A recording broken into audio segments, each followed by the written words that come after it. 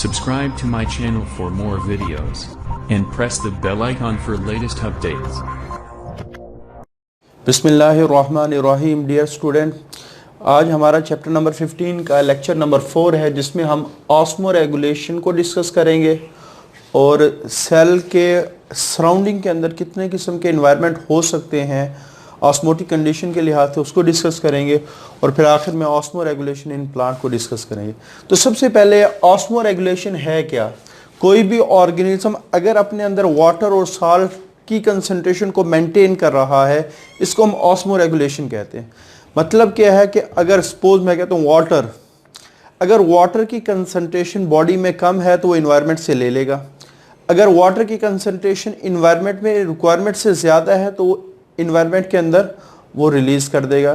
तो हर ऑर्गेनिज्म कोशिश करता है, ख़ास तौर पे एनिमल्स के अंदर ये प्रॉपर्टी थोड़ी ज़्यादा देखने में आती है कि जब उसकी बॉडी के अंदर हमेशा साल्ट या वाटर इम्बैलेंस होते हैं तो उनको वो बैलेंस करने की कोशिश करता है। तो इसी चीज़ से हम स्टार्ट करते हैं कि व्हाट इज़ ऑस्मो रेगुलेशन। तो ऑस्मो रेगुलेशन बेसिकली है maintenance of water and salt with in specific range, कि वाटर की कंसंट्रेशन को और सल्यूट की कंसंट्रेशन को एक स्पेसिफिक रेंज के अंदर मेंटेन करना, ये ऑस्मो रेगुलेशन कहलाता है। उसके बाद वाटर फॉर सेल, जितने भी सेल के अंदर सल्यूट्स हैं, ये केमिकल रिएक्शन हो रहे हैं, वो वाटर की प्रेजेंस के अंदर होते हैं और हर सेल ने अपने साल्ट के लिहाज से वाटर की एक मखसूस कंसंट्रेशन को अपने अंदर रखा है। अब वो सेल क्या करता है, उस वाटर कंसंट्रेशन को चेंज नहीं होने देता, यानी और वो वाटर कंसंट्रेशन उसके स्पेसिफिक फंक्शन को परफॉर्म करने के लिए ज़रूरी है। तो water is solvent for solute within the cell. Cell के अंदर जितने भी सल्यूट्स हैं उनके लिए जो सॉल्वेंट है वो सिर्फ वाटर ही है। और each cell adopted to define a quantity of water. हर सेल ने एक मखसूस क्वांटिटी रखी है वाटर, और ये क्वांटिटी किसके लिहाज से रखी है? साल्ट के लिहाज से रखी है, to perform its function normally, ताकि वो अपने सही तरह फंक्शन को परफॉर्म कर सके। तो अगर ये वाटर कंसंट्रेशन या साल्ट कंसंट्रेशन में चेंजेस आती हैं तो फिर प्रॉपर जो फंक्शन है वो सही तरह मेंटेन ही नहीं रहते। इस वजह से हर ऑर्गेनिज्म कोशिश करता है कि उसके जो वाटर कंसंट्रेशन है और साल्ट कंसंट्रेशन उसको मेंटेन रखा जाए। इसी को हम कहते हैं ऑस्मो रेगुलेशन है। अब सेल के बाहर कितने किस्म के एनवायरनमेंट हो सकते हैं? 3 किस्म के एनवायरनमेंट है। एक को हाइपरटोनिक कहा जाता है, एक को हाइपोटोनिक कहा जाता है, एक को आइसोटोनिक कहा जाता है। अगर हम बात करें हाइपरटोनिक एनवायरनमेंट की, बेसिकली हाइपर का लफ्ज़ी मतलब है ज़्यादा, इंक्रीज, और टोनिक ये साल्ट की डिफरेंट कंसंट्रेशन से रिलेटेड है। तो अगर ऐसा इन्वायरमेंट जिसके अंदर बाहर साल्ट की कंसंट्रेशन ज़्यादा हो, किसके लिहाज से? सेल के अंदर के लिहाज से। और हमने ये डिस्कस किया है, अगर साल्ट की कंसंट्रेशन ज़्यादा है तो इसका मतलब ये है कि वाटर कंसंट्रेशन उसके लिहाज से हमेशा क्या होगी? कम होगी। और अंदर वाटर कंसंट्रेशन क्या होगी? ज़्यादा होगी। कोई भी ऐसा इन्वायरमेंट जिसमें सल्यूट ज़्यादा हो और सॉल्वेंट कम हो, वो क्या कहलाते हैं? कंसंट्रेटेड इन्वायरमेंट कहलाते हैं। तो हाइपरटोनिक इन्वायरमेंट में अगर सेल को रखा जाए तो हमने ऑस्मोसिस को डिफाइन किया था कि movement of water from a higher water concentration to lower water concentration. तो आप देखें कि पानी कहाँ मूव करेगा। अगर हम किसी भी सेल को हाइपरटोनिक एनवायरनमेंट में रखते हैं तो मूवमेंट ऑफ वाटर कैसे होगी? तो यहां से साफ नजर आ रहा है हायर वाटर कंसंट्रेशन टू या lower salt concentration to higher salt concentration. तो ऐसा इन्वायरमेंट जो बाहर ज्यादा कंसंट्रेटेड हो as compare to internal environment, वो हाइपरटोनिक इन्वायरमेंट कहलाते हैं। तो डिफाइन भी हमने इसी तरह किया है, more concentrated external environment as compare to cell internal environment is called hypertonic environment. तो इसका सेल के ऊपर क्या इफेक्ट होगा? यानी जब हम मूवमेंट ऑफ वाटर बाहर की तरफ होगी, ये अपने जहन में रखना है। तो एक्सोऑस्मोसिस होगा। जब भी किसी सेल को हाइपरटोनिक इन्वायरमेंट में रखेंगे तो एक्सोऑस्मोसिस होगा। एक्सोऑस्मोसिस से क्या है? लॉस ऑफ वाटर होगा। अब जिस वक्त अंदर पानी ज्यादा था, अब ये पॉइंट थोड़ा समझने वाली चीज है कि अंदर पानी ज्यादा था और पानी निकलना शुरू हो गया, तो इसका मतलब है अंदर का सोल्यूशन भी क्या हो जाएगा? कंसंट्रेटेड हो जाएगा। तो यही है रेंडरिंग इंट्रासेलुलर, जो सेल के अंदर का सोल्यूशन है, ये सेल के अंदर का इन्वायरमेंट है, वो कंसंट्रेटेड होगा क्योंकि एक्सोऑस्मोसिस ऑफ वाटर, पानी बाहर निकल रहा है।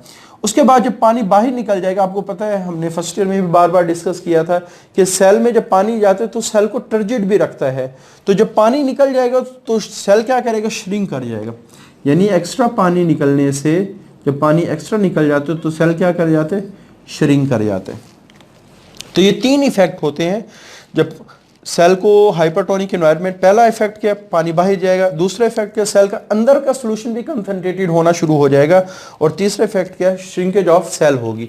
हाइपोटोनिक बिल्कुल उसका रिवर्स है कि बाहर डाइल्यूटेड सॉल्यूशन होगा, कि पानी बाहर ज्यादा है, वाटर कंसेंट्रेट, और अंदर कम है तो पानी अंदर आना शुरू हो जाएगा।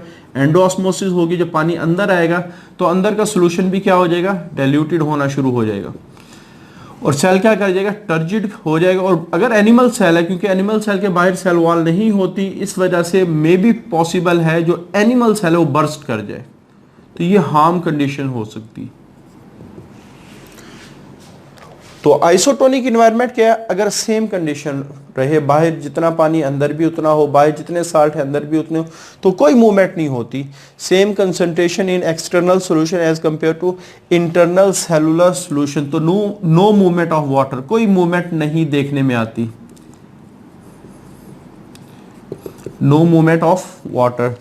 तो आपने अगर एग्जांपल कोई पूछ ले, हाइपोटोनिक एग्जांपल क्या है, जो फ्रेश वाटर हैं जितने भी हैं, फ्रेश वाटर, दरियाओं का पानी, नहरों का पानी, वो सारे हाइपोटोनिक एनवायरनमेंट में आते हैं। और जो सी वाटर है या ओशन वाटर है वो हाइपरटोनिक एनवायरनमेंट के अंदर आते हैं। जो मैरीन वाटर है वो हाइपोटोनिक एनवायरनमेंट के अंदर आता है। ऑस्मो रेगुलेशन की ज़रूरत क्यों है, क्योंकि अगर हम सेल को रखते हैं किसी भी हाइपरटोनिक एनवायरनमेंट के अंदर या हाइपोटोनिक एनवायरनमेंट में, ज़्यादातर एक्सटर्नल इन्वायरमेंट के लिहाज से इंटरनल इन्वायरमेंट डिफरेंट होती है, या तो वो हाइपरटोनिक होते हैं या हाइपोटोनिक होते हैं।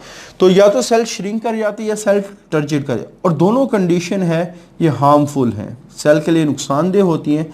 तो सेल क्या करते हैं, अपने इंटरनल कंडीशन को मेंटेन करने की कोशिश करता है। ज़रूरत से ज़्यादा पानी को बाहर नहीं जाने देगा, ज़रूरत से ज़्यादा साल्ट को बाहर नहीं जाने देगा, ज़रूरत से ज़्यादा पानी को अंदर नहीं आने देगा, ज़रूरत से ज़्यादा साल्ट को अंदर नहीं आने देगा। तो इसको हम कहते हैं ये ऑस्मो रेगुलेशन कर रहा है। तो अगला जो मेन टॉपिक है, ये वेरी इंपॉर्टेंट लॉन्ग क्वेश्चन बनता है, वेरी इंपॉर्टेंट लॉन्ग क्वेश्चन, ये है ऑस्मो रेगुलेशन इन प्लांट। तो प्लांट के अंदर ऑस्मो रेगुलेशन यूजुअली वाटर से रिलेटेड है, वाटर कंसंट्रेशन से रिलेटेड है, मेंटेनेंस ऑफ वाटर बैलेंस से रिलेटेड है। तो आपने एक बात याद रखनी है, ये 2 पॉइंट अगर आपकी समझ में आ जाते हैं तो सारा टॉपिक समझना आसान हो जाता है। कि जब ऑर्गेनिज्म के बाहर, ये सेकंड लेक्चर में भी हमने डिस्कस किया था, जब ऑर्गेनिज्म के बाहर वाटर बहुत ज्यादा कंसंट्रेशन के अंदर हो तो उसकी बॉडी के अंदर फ्लडिंग होना शुरू हो जाती है। तो ऑर्गेनिज्म क्या करते हैं, ऑस्मो रेगुलेशन करके एक्स्ट्रा पानी को बाहर निकालना शुरू कर देते हैं। तो जब पानी अबंडेंट हो तो रिलीज ऑफ वाटर होगा फ्रॉम द ऑर्गेनिज्म, अगर वो ऑस्मो रेगुलेशन कर रहा है। दूसरी, अगर ड्राई कंडीशन होगी तो पानी क्या होगा, स्टोर करने की कोशिश करेगा, स्टोर करने की कोशिश करेगा। अगर वो ड्राई कंडीशन है तो हमारे पास ये 2 चीजें, अबंडेंट है तो बाहर उसको निकाला जाएगा, अगर ड्राई कंडीशन है तो पानी को स्टोर किया जाएगा। तो ये 2 पॉइंट को डिस्कस करने के साथ ही हम अगला टॉपिक स्टार्ट करते हैं, जो ऑस्मो रेगुलेशन इन प्लांट। हमारे पास प्लांट की 3 बड़ी कैटेगरी हैं जो डिफरेंट कंडीशन ऑफ वाटर के अंदर रहती हैं। कुछ बहुत ज़्यादा पानी में रहते हैं, कुछ दरमियाने दर्जे के पानी में रहते हैं, कुछ बिल्कुल ड्राई कंडीशन में रहते हैं। तो हमने इसी सीक्वेंस के साथ डिस्कस करना है। तो हाइड्रोफाइट्स, नाम से जाहिर है फाइट प्लांट को कहा जाता है। हाइड्रो का मतलब होता है पानी, जो पानी के अंदर रहते हैं। फाइट का मतलब क्या होता है, प्लांट, और हाइड्रो का मतलब वाटर। तो इनको सबसे बड़ा प्रॉब्लम ये आता है कि इनकी बॉडी में हर वक्त फ्लड आने लगता है, पानी की कंसंट्रेशन हर वक्त ज्यादा होने लगती है। तो इन्होंने क्या किया है, ऐसी एडॉप्टेशंस की हैं कि पानी को ज्यादा से ज्यादा एनवायरनमेंट के अंदर लूज करेंगे। ऐसी, क्योंकि हमने कहा कि पानी अगर बॉडी में ज्यादा है तो फिर एक्सक्रीशन ऑफ वाटर ज्यादा से ज्यादा होना शुरू हो जाएगी।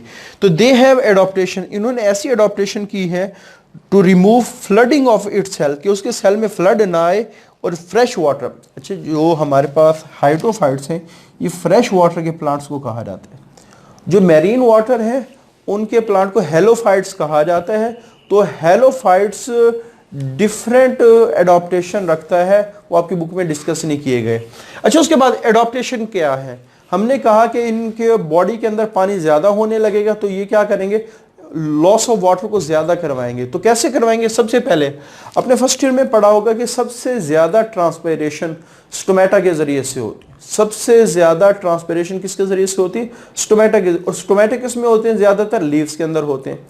तो इन्होंने क्या किया, अपने लीव्स का साइज बड़ा किया है। जितने बड़े लीव्स होंगे उतने ही ज्यादा ट्रांसपायरेशन होगी। फिर इनके अंदर स्टोमेटा की तादाद भी ज्यादा, और स्टोमेटा ऊपर वाली सरफेस में। तीन काम, लीव्स का साइज बढ़ा तो स्टोमेटा की तादाद भी ज्यादा होगी, और स्टोमेटा ऊपर वाली सरफेस, क्योंकि ऊपर वाली सरफेस से पानी को एवोपरेट करना आसान होता है। तो ये तीनों काम अगर आप देखें, ये इनका मकसद सबका एक ही है कि पानी ज्यादा से ज्यादा ट्रांसपायर करे ताकि उनकी बॉडी के अंदर फ्लडिंग ना हो। तो इसकी एग्जांपल, बेस्ट एग्जांपल है वाटर लिलीज। तो वाटर लिलीज की डायग्राम आपको नजर भी आ रही होगी। तो आप अगर देखें तो इसके लीव्स कितने बड़े बड़े आपको नजर आ रहे हैं, लीव्स। तो बेसिकली इनका काम क्या है? एक्सेस वाटर को ट्रांसपायर करना। अच्छा, मीजोफाइट्स, नाम से मीजो मॉडरेट को कहा जाता है, दरमियाने को कहा जाता है। ऐसे प्लांट जो मॉडरेट सप्लाई ऑफ वाटर के अंदर है। जब हम मॉडरेट की बात करते हैं तो कभी भी फिक्स पॉइंट तो इन्वायरमेंट में वाटर का रहता नहीं है। तो इनके पास कभी जरूरत से ज्यादा पानी आ जाता है, कभी जरूरत से कम आ जाते हैं। तो इन्होंने दोनों काम कर रखे हैं। जरूरत से ज्यादा आएगा तो उसको लूज करेंगे, अगर जरूरत से कम पानी आएगा तो उसको स्टोर करेंगे। कैसे करेंगे?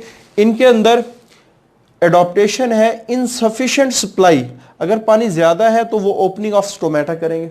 अगर इन रिस्ट्रिक्टेड पानी बहुत कम हो गया है, यानी जरूरत से दरमियाने से थोड़ा सा कम हो गया, तो वो क्या करेंगे? अपने स्टोमेटा को क्लोज कर देंगे। तो बहरहाल इनके अंदर डिफरेंट सिचुएशन नजर आ रही होती है, इस वजह से यहाँ डिफरेंट काम हो रहे होते हैं। कभी ट्रांसपायरेशन रेट ज्यादा होता है, कभी ट्रांसपायरेशन रेट कम होता है। जैसे मैंगो है, ब्रासिका है, तो ये मीजोफाइट की एग्जाम। और उसके बाद जीरोफाइट्स। तो जीरोफाइट्स हमारे पास ऐसे हैं जो बहुत ही ज्यादा इनको शॉर्टेज ऑफ वाटर का सामना करना पड़ता है। तो इनके लिए वाटर इज ए प्रीशियस। पानी जो है वो सोने की तरह है, पानी जो है वो डायमंड की तरह है, बहुत ही ज्यादा कीमती है इनके लिए पानी।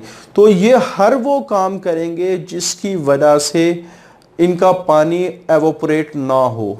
तो सबसे पहले उन्होंने जो एडॉप्टेशंस की हैं, इनका काम क्या है? इन्होंने अपनी बॉडी को डिहाइड्रेट नहीं होने देना। इनका काम क्या है? इन्होंने ट्रांसपायरेशन को रिड्यूस करना है, क्योंकि जितनी ज्यादा ट्रांसपायरेशन होगी, एवोपरेशन जितनी ज्यादा होगी, वाटर लॉस भी उतना ज्यादा होगा।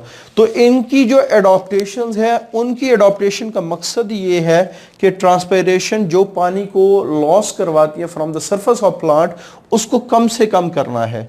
तो पहला, इनके जो लीव्स होते हैं वो स्मॉल होते हैं, छोटे लीव्स और थिक होते हैं। थिक होने का फायदा क्या होता है? काफी सारे सेल, जैसे फॉर एग्जांपल मैं कहता हूं कि अगर हम हाइड्रोफाइट्स को ड्रा करें, सपोज मैं कहता हूं कि हाइड्रोफाइट्स के लीव्स में 12 सेल्स हैं, तो उनकी अरेंजमेंट कुछ इस तरह होगी। सारे सेल इन्वायरमेंट के सामने होंगे तो सरफेस एरिया बढ़ जाएगा। लेकिन जो जीरोफाइट है उनके अंदर अरेंजमेंट ऑफ लीव कुछ इस तरह, अरेंजमेंट ऑफ सेल कुछ इस तरह की होगी,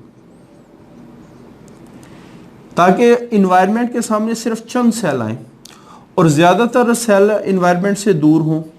तो अब देखें तो यहाँ लीव्स क्या हो गए? स्मॉल भी हो गए, थिक भी हो गए। तो जीरोफाइट्स में जितने भी लीव हैं वो स्मॉल भी होते हैं, थिक भी होते हैं। जितना कम लीव्स का वॉल्यूम होगा उतनी ही ट्रांसपायरेशन क्या होगी? कम होगी। अच्छा, उसके बाद इनके लीव्स के ऊपर एक क्यूटिकल की लेयर होती है, और आपको पता है क्यूटिकल की जो लेयर है वो वैक्सिस की बनी होती है, और वैक्सिस आपको पता है कि ये इंसुलेटर का काम करते हैं, ये पानी को बाहर नहीं जाने देते। तो जितनी मोटी लेयर होगी क्यूटिकल की, उतने ही ज्यादा वाटर लॉस कम होगा। तो जो क्यूटिकल है, वैक्सी है, थिक है और लेदरी है। बेसिकली लेदरी यहाँ शो करने के लिए इस्तेमाल किया गया। लेदरी वैसे चमड़े को कहा जाता है। तो चमड़े की खासियत ये पानी को गुजरने नहीं देते। पुराने ज़माने के अंदर जो मशकीज़े होते थे वो पानी को स्टोर करने के लिए इस्तेमाल होते थे। जैसा आपको डायग्राम में वो मशकीज़ा नज़र भी आ रहा है कि वो पानी को स्टोर करने के लिए पुराने ज़माने में इस्तेमाल होता था। तो मशकीज़ा पानी को अपने अंदर से गुजरने नहीं देता। वो किससे बना होता था? चमड़े से बना होता। तो ये बिल्कुल चमड़े की तरह काम करती है to prevent the water loss. अच्छा, उसके बाद इनके अंदर जो स्टोमेटा की कंडीशन है, स्टोमेटा, तो नाम से जाहिर है कि स्टोमेटा एक तो लेस अमाउंट में होंगे, लेस होंगे। दूसरा, हमेशा लोअर सरफेस पे होंगे, और लोअर सरफेस पे भी विद इन डिप्रेशन, किसी डिप्रेशन के अंदर। डिप्रेशन से क्या मुराद है? जैसे हमारे पास ये लीव है तो इसके लोअर सरफेस पे अंदर कुछ गहराई में करके होंगे, क्योंकि ये स्टोमेटा वो रास्ता है जिससे पानी निकलना है, और पानी इनके लिए कीमती है, और कीमती चीज़ हमेशा छुपा के रखी जाती है। वो तिजोरी जिसमें सोना रखा होता है, जिसमें पैसे रखे होते हैं, वो हमेशा छुपे हुए कमरे में रखे जाते हैं। ऐसी जगह रखी जाती है जो लोगों के सामने ना हो। तो ये आप समझ लें कि तिजोरी का रास्ता है, इसमें से पानी बाहर निकलना है, और इनके लिए पानी कीमती, इस वजह से हमेशा अपने उस रास्ते को छुपा के रखते हैं ताकि पानी कम से कम बाहर इन्वायरमेंट के अंदर आए।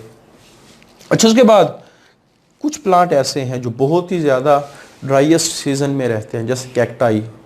कैक्टाई जब बहुत ही ज़्यादा ड्राइएस्ट सीज़न आता है वो अपने सारे लीव्स को ही शेड कर देते हैं, क्योंकि हमारे पास ट्रांसपायरेशन 90% जो ट्रांसपायरेशन है वो स्टोमेटल है, और स्टोमेटल ज़्यादातर लीव्स में होते हैं।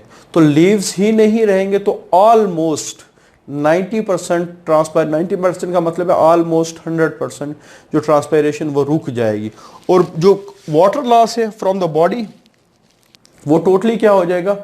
कम हो जाएगा।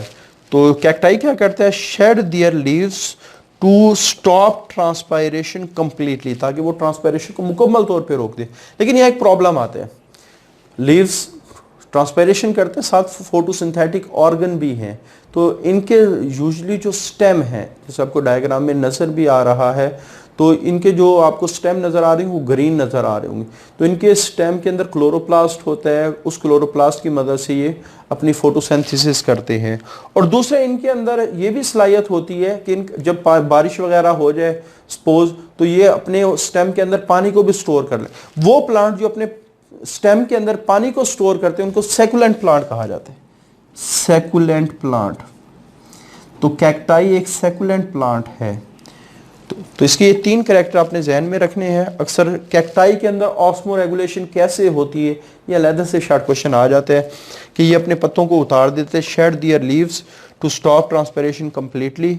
इनके जो स्टेम है act as a photosynthetic organ, इनके जो स्टेम है वो फोटोसिंथेटिक ऑर्गन का काम करते हैं, और इनके स्टेम के अंदर एबिलिटी है वो पानी को स्टोर भी कर सकते हैं जब बारिश वगैरह हो। तो ये आज के हमारे 2-3 टॉपिक्स हैं जो शॉर्ट क्वेश्चन के लिहाज से इंपॉर्टेंट है, और ये वाला जो क्वेश्चन है ऑस्मो रेगुलेशन इन प्लांट, ये लॉन्ग क्वेश्चन के लिहाज से इंपॉर्टेंट है। तो आज के लिए इतना ही। अल्लाह हाफिज। Subscribe to my channel for more videos and press the bell icon for latest updates.